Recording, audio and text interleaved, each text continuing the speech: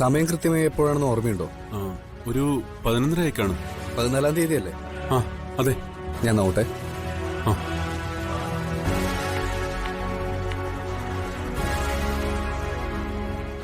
എനിക്ക് ആ പുറത്തെ ക്യാമറയുടെ വിഷ്വൽസാ വേണ്ടത്.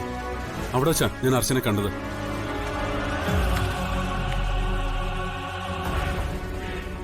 പുറത്ത് 2 ക്യാമറ ഉള്ളത്. ഇതിലൊന്നും കാണുന്നില്ലല്ലോ. അതെ, ഒരു 11 മണി മുതലുള്ള വിഷ്വൽസ് നോക്കിയാൽ മതി. അതിലെന്തായാലും കാണാതിരിക്കില്ല. ഈ ടൈം കോഡ് നോക്കിക്കോളൂ. ഇത് 11 മണിക്കുള്ളതാണ്.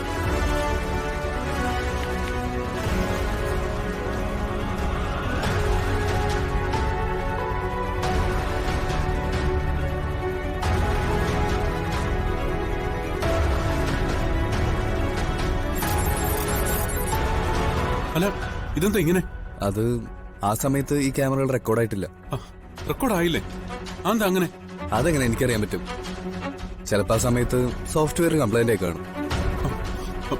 അതെന്താ ആ സമയത്ത് മാത്രം സോഫ്റ്റ്വെയർ കംപ്ലൈന്റ് ആവുന്നേ? ഇതൊക്കെ ഇലക്ട്രോണിക് സാധനങ്ങളാണല്ലോ, എപ്പോ വേണമെങ്കിലും പണിമുടക്കാം.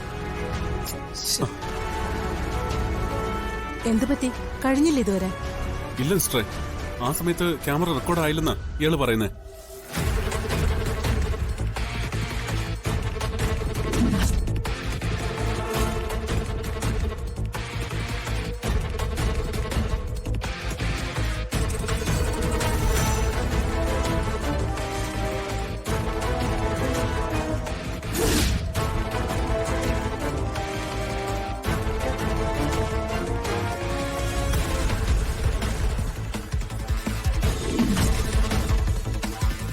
ഞാൻ പറഞ്ഞു സത്യമാ, ആ സമയത്ത് മുൻവശത്തെ 2 ക്യാമറകളും റെക്കോർഡായിട്ടില്ല.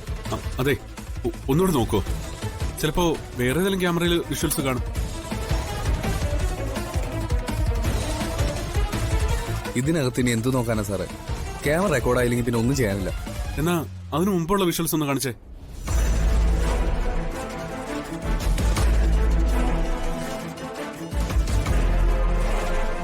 ഇനി അത് കഴിഞ്ഞിട്ടുള്ള ക്യാമറ റെക്കോർഡ്സ് ഒന്ന് കാണിച്ചേ. ഇതെന്താ ഈ പ്രത്യേക സമയത്തുള്ള വിഷ്വൽസ് മാത്രം ഡിലീറ്റ് ആയി പോയിരിക്കുന്നത്? അതിന് മുമ്പുള്ളതുകൊണ്ട് അത് കഴിഞ്ഞിട്ടുള്ളതുകൊണ്ട്. നിങ്ങളിത് മനഃപൂർവ്വം ഡിലീറ്റ് ആക്കിയതാണോ? അനാവശ്യം പറയരുത്. അല്ലാതെ പിന്നെ ആ വിഷ്വൽസ് മാത്രം എങ്ങോട്ട് പോയി? എന്താ സംഭവിച്ചെന്ന് ഞങ്ങൾക്കും അറിയണ്ടേ? നിങ്ങൾ പറയുന്നത് കേട്ട് വിശ്വസിച്ചു പോകാൻ പറ്റില്ല. നിങ്ങൾക്ക് മുകളില് ഇതിന് മറുപടി പറയേണ്ട വേറെ ആളുകളുണ്ടല്ലോ. ഞാനേ അവരോട് ചോദിച്ചോളാം.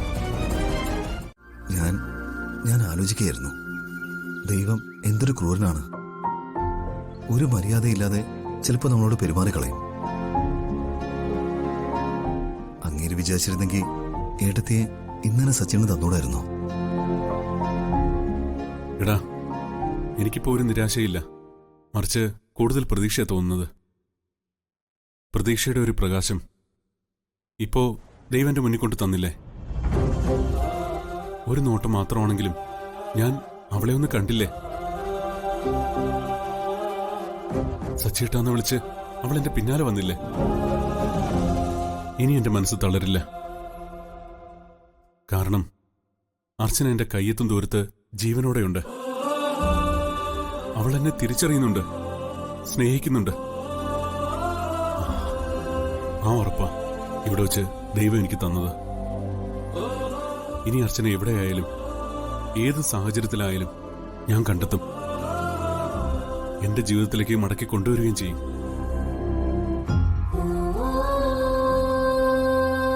ദൈവം കരുണയുള്ളവൻ തന്നാടാ.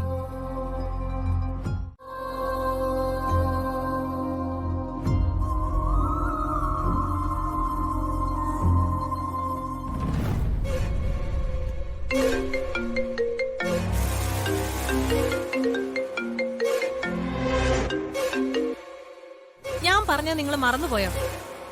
എന്തിനാ ഇങ്ങനെ പിന്നെ വിളിക്കുന്നേ?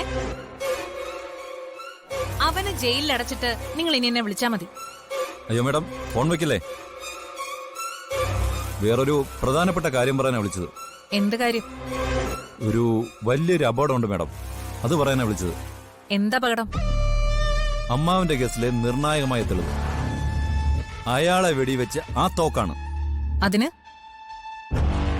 ആ തോക്ക് മേഡത്തിന്റെ കയ്യിലുണ്ടെങ്കിൽ അത് എത്രയും പെട്ടെന്ന് നശിപ്പിച്ചളയണം.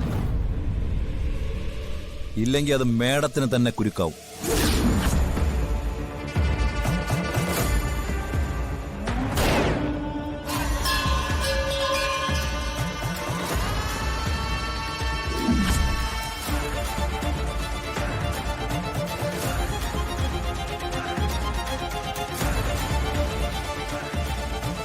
അല്ല, മേഡം എന്താ ഒന്നും മിണ്ടാത്തത്? പോലീസിന്റെ അടുത്ത നടപടി ആദ്യം അത് കണ്ടെത്താനായിരിക്കും. എന്നും ഞാൻ ഈ സ്റ്റേഷനിൽ ഇതേ കസേരയിൽ ഉണ്ടാവണമെന്നില്ല. ചിലപ്പോ ഒരു പുതിയ ഓഫീസറായിരിക്കും ഇത് അന്വേഷിക്കാൻ വരുന്നത്. ആ തോക്കെങ്ങാനും പിടിക്കപ്പെട്ട പിന്നത്തെ കാര്യം ഞാൻ പറയണ്ടല്ലോ. കൊല്ലപ്പെട്ട അമ്മാവന്റെ കൈപ്പത്തിയിലെ എല്ലിനുള്ളിൽ കുടുങ്ങിയിരുന്ന ബുള്ളറ്റും മേഡത്തിന്റെ തോക്കിലെ ബുള്ളറ്റും ഒന്നാണെന്നെങ്ങാനും കണ്ടെത്തിയ പിന്നെ കേസ് ഏത് വഴിക്ക് പോകുമെന്ന് ഞാൻ പറയണ്ടല്ലോ. നാളെ വേറെ ഏത് അന്വേഷണം വന്നാലും മേഡത്തിന്റെ കയ്യിൽ നിന്നോ വീട്ടിൽ നിന്നോ ആ തോക്ക് ഒരിക്കലും പിടിക്കപ്പെടാൻ പാടില്ല. അതുകൊണ്ട് അത് എത്രയും വേഗം നശിപ്പിച്ചങ്ങ് കളഞ്ഞേക്ക്. അതിന്റെ കാര്യം ഞാൻ നോക്കിക്കോളാം.